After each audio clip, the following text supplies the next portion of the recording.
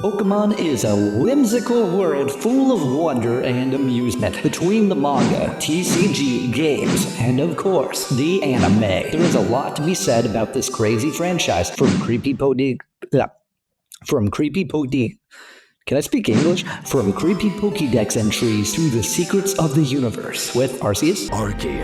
Yeah, you guys could tell me to pronounce that down below in the comments. I just want to talk about something, well, more like someone, I think, that isn't really looked at in depth very much, and I feel like everyone should know about them. And that would be Pokemon's very own Todd Snap. If you read the title of the video, you probably knew that though. Obligatory advertisement. Except not really, because it's me sponsoring myself. So I said I was going to start a Patreon. Of course, this is optional, but it will help me get like acoustic paneling and stuff so I can have better audio.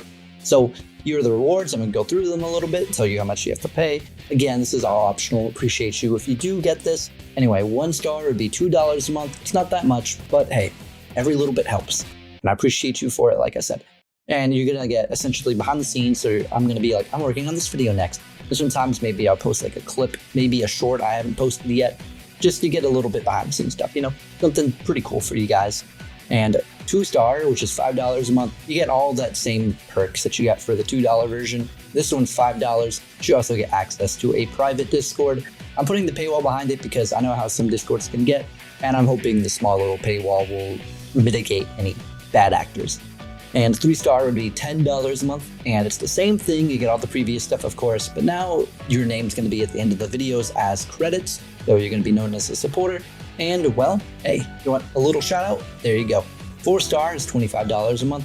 You get all the same stuff. Your name will appear at the start of the video though this time, as well as credits, of course. We can also schedule a gaming session, an hour at most, but it's got to be a game that I own, or like a free-to-play game like Fortnite or something.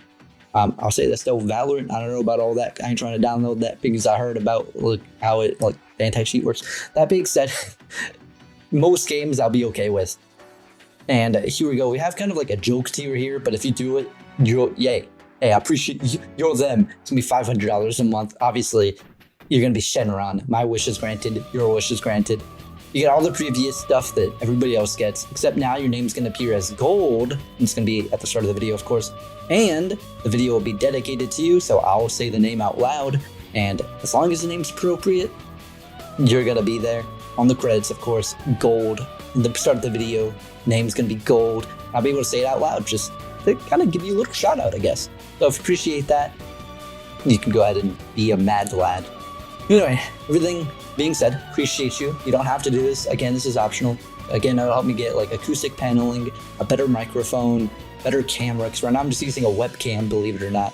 Appreciate all of you guys. This is optional. Back to the video. Adventure begins as Todd Snap was first introduced in the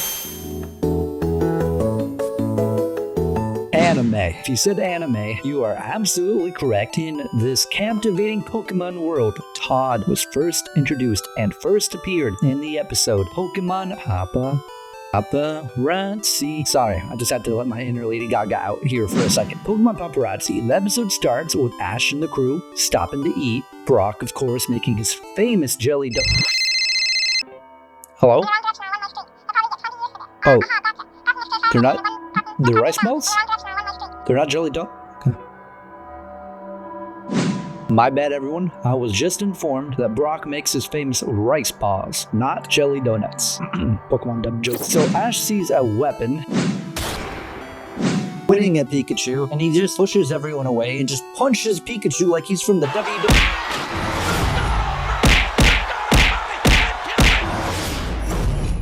And I'm just gonna say it. Actually, screw it. I'm gonna just say it. Ash thinks he sees a gun. He throws out Squirtle, has him do water gun at the bushes where he saw this weapon, only to find the main event, the man, the myth, the legend. The reason for this video being made, Todd Snap, or just Todd Snap. I just added that. Anyway, so Todd stands up to show that he has a camera and not a weapon, yelling at Ash, stop, because Squirtle is shooting water gun. He does not want his camera to get drenched. Nobody wants a messed up camera, especially if you're a photographer of the caliber of Todd Snap. if the camera did get messed up, I guess that would be no Pokemon Snap game. Ash is just mad at Todd for spying on them, which, you know what, I gotta say, pretty valid. But Todd is out here proclaiming to be a world-famous Pokemon photographer. And baby, you know that he is. Mans is a protagonist. He has that energy. I'm not even kidding. I mean, he was the protagonist of Pokemon Snap. Anyway, we'll get into that later. I'm getting a bit too ahead of myself. Essentially, Todd tries to tell Ash that he didn't want the Pikachu picture to look fake. Then again, why not just take pictures with their permission, and noting that gracious trainer allowed them to take photos of their adorable Pikachu that just shocked him with its cuteness. That pun was intended, and I'm sorry about that. Anyway, the crew and Todd go to Todd's house to, well, talk. Todd shows magazines that his photos are in. A surprising coincidence, though, is that the same Aerodactyl that took Ash prior, like in a few episodes back, was photographed by Todd. So while everyone is distracted, Todd just tries to secretly take a picture of Pikachu. If you ever try to secretly take a picture with your phone, you probably know it's pretty dang obvious. So Pikachu notices and shocks Todd with actual electricity this time. This isn't a pun. Todd explains he essentially does not want the Pokemon to pose, and he wants natural photos. I guess him asking Ash and the crew was really not in the cards to begin with, so I guess disregard me saying that makes me look a little silly. It's still a bit weird though, because at that point, why not just look for a wild Pikachu? As hard as it may be, someone who photographs Pokemon ought to surely know where to find where wild Pokemon roam. Sounds a little bit like laziness or incompetence to me, but I can't say that about the greatest photographer of our generation, can I? Much like how Pikachu does not like to, well, being Pokeball captured and all, he does not like his photo captured either. So everyone's just like, whatever.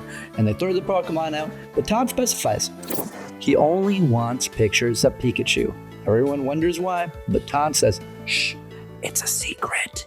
Well, he says he can't tell them, to be quite honest, but it turns out that it was all a misunderstanding because Team Rocket gave a task to Todd to capture Pikachu, not knowing that he's a photographer, and Todd thinking they meant pictures and not actually capturing him. Pikachu essentially just keeps hiding from Todd's photos. Team Rocket sets up a trap to fall in, just for everybody to fall in so they could actually capture Pikachu and whatnot. So Todd tells Team Rocket he has not taken Pikachu yet. Keep in mind the words, he has not taken Pikachu yet. Of course, Team Rocket is disguised, so Todd does not realize that they're bad people. Essentially, they're like, keep trying. Ash is telling Brock how Todd does not care about Pokemon.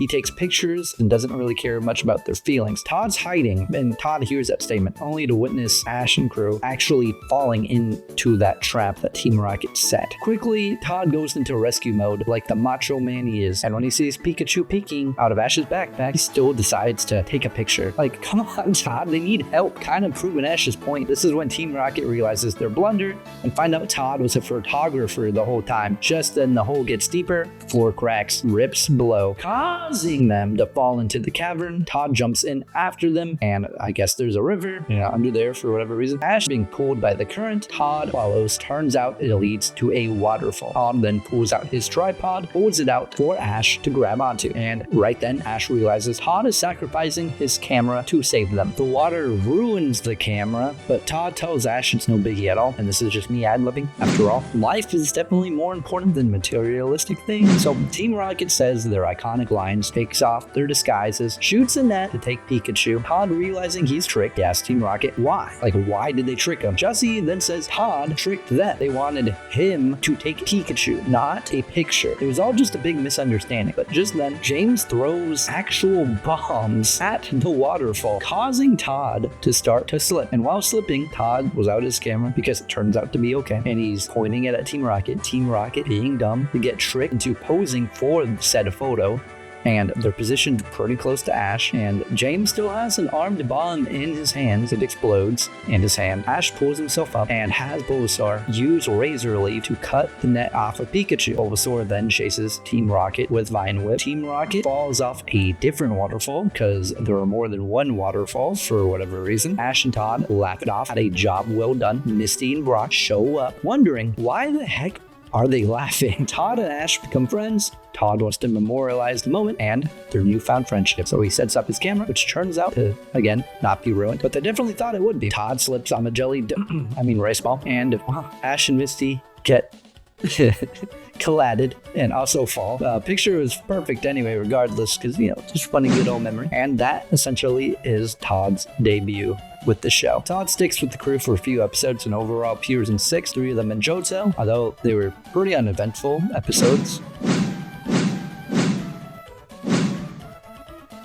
Something that's cool is how by the end of the episode, it's shown how Todd, not being a trainer, not owning a Pokemon, has the appreciation for them, taking photos, loving every moment of it, and just cherishing memories in general. It just kind of just goes to show Ash and Todd are friends now. And what Ash said earlier, I don't see what's so great about that Snap. He doesn't even understand the feelings of the Pokemon he takes pictures of. it's proven false. I thought that was really cool. So anyway, Todd is also in the manga Pokemon Adventures, not named, but I mean, if you look at the picture, that's Todd. They appear in the Emerald arc, and they debuted in Never Spritz a Naughty Sudowoodo. So in my notes, I think I typed Sudowoodo. I can't even say it right because I typed it wrong. If you just look at the script here, it says Sudowoodo instead of Sudowoodo.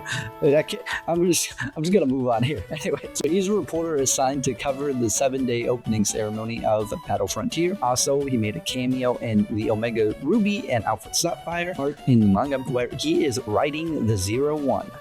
Wait, while hearing news about the meteor that was about to hit the planet in several days, it all makes sense now. The Todd theory. It all makes sense now. Sorry, I'll explain that later. Anyway, of course, a lot of us know Todd from Pokemon Snap, which released in the year 1999 for the Nintendo 64. The thing is that I find so interesting about this is I have my doubts that this game was in the works as Todd was introduced in the anime. I stated this in my YouTube short. Are you a fan of Pokemon? Are you a fan of Pokemon Snap? Did you know that Todd Snap of Pokemon Snap fame actually appeared in the Pokemon anime long before Pokemon Snap even released? I find this pretty crazy. He first appeared in the episode Pokemon Paparazzi. And, well, if you want to know more, watch that episode. I just think it's really cool that the anime and the video games kind of clashed in that sense, because if you know, in the Pokemon games, Pokemon Red and whatnot, you're playing as Red, you're not playing as Ash. So the fact that this could kind of mix with the anime, really awesome. And it's crazy that it wasn't really like a promotion. It was just like, hey, this character from this episode takes pictures, so let's make him the protagonist of the video game. Really cool. What do you guys think? Turns out that the late, great Iwata stated in an interview conducted in 2010, originally Pokemon Snap for the Nintendo 64 system wasn't a Pokemon game, but rather a normal game in which you took photos, but the motivation for playing the game wasn't clear. We wondered what players would enjoy taking pictures of, and later on, we made a somewhat forced switch to taking pictures of Pokemon. My thoughts of Todd Snap being retroactively put into the game were correct, that he was a photographer, that he was a photographer in the anime, so he happened to be a great fit for the game. That's actually really cool to be inserted into a game like that, not created solely for the purpose of the game. Another thing you gotta understand is Pokemon Red, Blue, Green, and Tran was released in 1996, became a sleeper hit. Game Freak had no idea that Pokemon would go so hard, and the same year the manga and trading card game was made, the same year the games were hit, the manga and trading card game was also made. 1997 was when the anime was made. Snap released 2 years after the anime, so having that foresight would be pretty highly unlikely in my opinion. That being said, this Pokemon game takes place in the anime universe where you got Professor Oak and of course Todd. Funnily enough, this was introduced as a Nintendo 64 DD game, which if you don't know, there was supposed to be a disc drive attachment for the Nintendo 64, like the 32X of the Genesis, but obviously that didn't happen. To be clear, it was made, but it just flopped, and it was only released in Japan, but only for a short time. It has a super small library of hardware, so it's not really that relevant right now though, but I just wanted to make a fun little fact, so I'm just gonna move on. So if you think about it, Pokemon Snap is an FPS as well. Instead of shooting bullets, you're shooting photos. Instead of throwing grenades, you're throwing apples, pester balls, and like multiple throwables. You know how it is. You know this game go. So wow. So anyway, the game was well received, has 63 of the original 151 Pokemon, and is a testament to the creativity Pokemon can have if they put their mind to it. It's a very unique concept for a game, and, well, clearly it was done right. And while I'm not here to really review the game, I just do want to touch on a few things. Like earlier I said, Todd cameos in the manga of Omega Ruby and Alpha Sapphire. On the 01, the 01 is a moving platform that's on rails. It's just how Todd moves around the game world. Arguably, one of the coolest things about the game, though, was at Blockbuster, rest in pepperonis, you could actually print your Pokemon photos as stickers there. Hey, that's pretty neat. I'm gonna be so real right now. Totally intended to make this video about like a Todd character analysis, but I feel like it just turned into like Todd, Pokemon Snap, Todd, Anime, Todd, Manga. It became very fun facts about just like Todd, like Pokemon Todd, everything about Todd. Anyways, I'm doing all this research, Wikipedia, Bulbapedia. I'm just naming some of, so I'm citing some of my sources, man. And a lot of it also was talking with friends and just watching the dang Pokemon Paparazzi episode. One more thing I do want to talk about is the Pokemon Snap sequel, because I've heard mixed reception about the game, but I do want to talk about the elephant in the room. Todd Snap is an adult. Now, if this game is connected to the anime, someone explain. How is Ash eternally 10? Why did Todd age?